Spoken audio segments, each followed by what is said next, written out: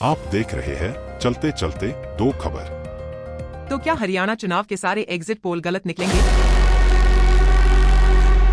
क्या सर्वे करने वाली एजेंसियां घर बैठे बैठे रिपोर्ट बना रही है? तो क्या हरियाणा की जनता ने नहीं दिया किसी को भी बहुमत? फिर किसकी बनेगी हरियाणा में अगली सरकार? आइए देखते हैं हरियाणा विधानसभा चुनाव का वास्तविक विश्लेषण, जो आपने देखा ही नहीं है। हरियाणा विधानसभा की 90 सीटों पर हुए चुनाव में 66.96% मतदान दर्ज किया गया, जो 2019 के चुनावों की तुलना में 1.24% कम है। 5 साल पहले 2019 में 69.20% मतदाताओं ने वोट डाले थे। हालांकि अंतिम मतदान आंकड़ों में थोड़े बदलाव संभव हैं। भाजपा के खिलाफ सत्ता विरोधी लहर होने के बावजूद, जो पिछले 10 वर्षों से सत्ता में है, मतदान प्रतिशत में वृद्धि नहीं हुई, जिसके कई अर्थ निकाले जा सकते हैं। 2000 से 2019 तक हरियाणा में हुए 5 विधानसभा चुनावों के मतदान प्रतिशत के आंकड़ों को देखें तो एक पैटर्न नजर आता है। इन 24 वर्षों में 2 बार ऐसा हुआ है जब मतदान प्रतिशत में गिरावट आई या फिर उसमें केवल 1% तक की मामूली वृद्धि हुई, और दोनों ही बार राज्य में त्रिशंकु विधानसभा की स्थिति बनी। इसका लाभ सत्ता में रही पार्टी को मिला। इस बार विशेषकर जाट समुदाय ने भाजपा के खिलाफ खुलकर अपनी नाराजगी व्यक्त की, और दलित समुदाय का भी एक बड़ा हिस्सा पार्टी से काफी नाराज था। फिर भी मतदान प्रतिशत में वृद्धि नहीं हुई। ऐसा प्रतीत होता है कि विपक्ष में बैठी कांग्रेस के रणनीतिकार इस नाराजगी को वोटों में बदलने में चूक गए, और भारतीय जनता पार्टी के रणनीतिकार भी मतदान के दिन तक चीजों को संभालने में काफी हद तक सफल रहे।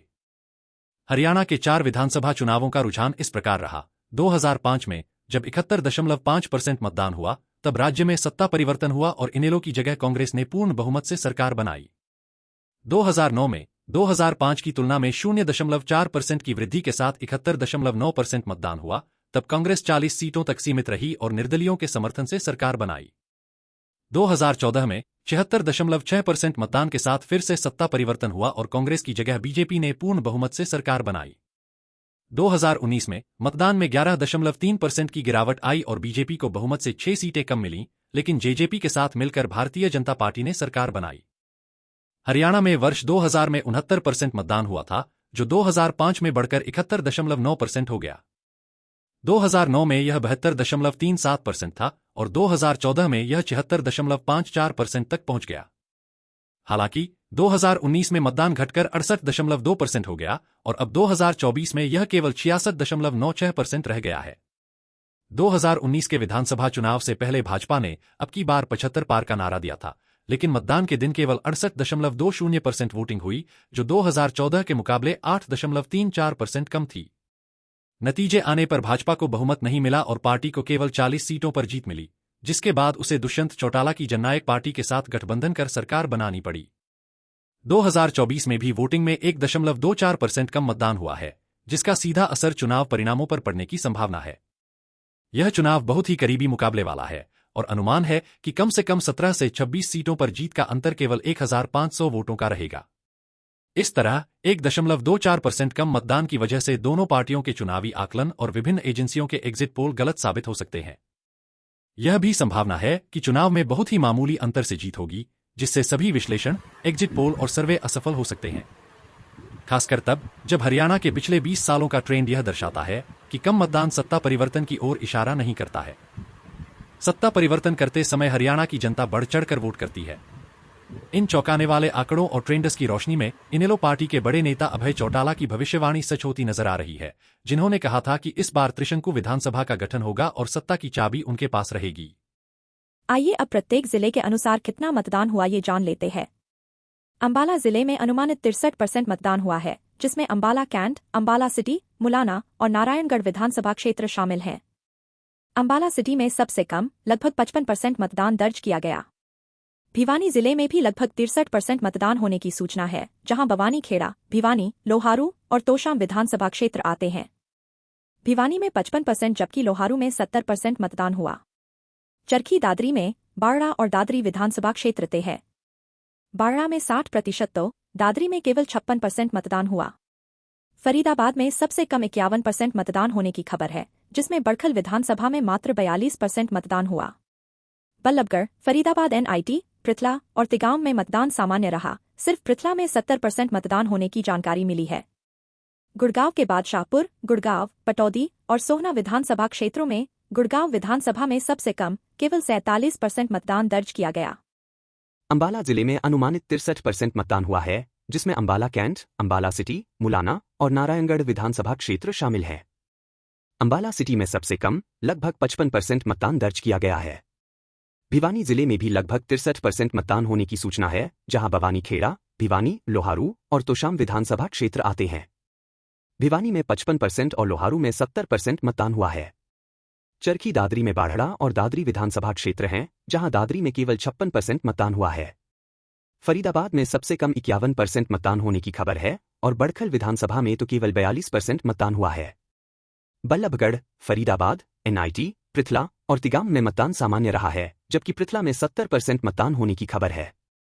गुड़गांव के बाद शाहपुर, गुड़गांव, पटौदी और सोना विधानसभा क्षेत्रों में से गुड़गांव विधानसभा में सबसे कम केवल 47% मतदान हुआ है।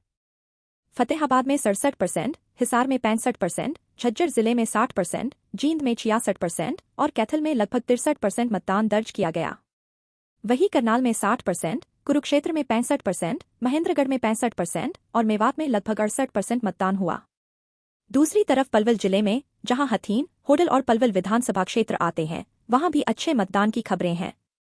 पंचकूला में 54%, पानीपत में 62%, रेवाड़ी में 62% और रोहतक जिले में, जो पूर्व सीएम हुड्डा का गढ़ है और जहां से दीपेंद्र हुड्डा सांसद हैं, वहां भी भिन्न भिन्न मतदान दर्ज किया गया है। रोहतक शहर में केवल 50% मतदान हुआ, जबकि महम से 73% मतदान की खबरें हैं, जो कि सबसे अधिक है। गढ़ी सांपला में, जहां भूपेंद्र सिंह हुड्डा चुनाव लड़ रहे हैं, केवल 61% मतदान हुआ है। सिरसा, जो कुमारी शैलजा का संसदीय क्षेत्र है, वहां 65% मतदान हुआ। तो सोनीपत, जिसे जाटलैंड का हृदय माना जाता है, वहां 58% मतदान हुआ। यमुनानगर जिले में लगभग 70% मतदान हुआ, जो कि उल्लेखनीय है। यह सभी आंकड़े शाम 7 बजे तक इलेक्शन कमीशन की ऐप से लिए गए हैं, इनमें अभी और बदलाव संभव है। हरियाणा चुनाव के दौरान 5 अक्टूबर को 1.5 दर्जन से अधिक स्थानों पर झगड़े और मारपीट की घटनाएं हुई। कई जगहों से फर्जी वोटिंग की भी खबरें आईं। महम में पूर्व विधायक के कपड़े तक फाड़ दिए गए। जगह जगह हिंसा की घटनाएं सामने आईं। यमुनानगर जिले की जगाधरी विधानसभा में फर्जी वोटिंग का मामला सामने आया, जिसमें पुलिस ने 2 लोगों को हिरासत में लिया। सोनीपत में कवरिंग कैंडिडेट बदलने पर विवाद हुआ। पंचकूला में भाजपा और कांग्रेस के समर्थकों में बहस हुई। फतेहाबाद में भाजपा और इनेलो प्रत्याशी के बीच विवाद हुआ। नांगल चौधरी में भाजपा और कांग्रेस के समर्थकों के बीच झगड़ा हुआ। महम में कांग्रेस समर्थकों और भाजपा प्रत्याशी के बीच विवाद की घटनाएं हुई। पूर्व विधायक बलराज कुंडू का वीडियो भी खूब वायरल हुआ। नारनौंद के खांडा खेड़ी गांव में कांग्रेस उम्मीदवार जसी पेटवाड़ और भाजपा के उम्मीदवार कैप्टन अभिमन्यु के समर्थक आपस में भिड़े। दोनों पक्षों ने एक दूसरे पर फर्जी वोटिंग का आरोप लगाया। मतदान केंद्र में दोनों पक्षों के बीच जमकर लात घुसे चले।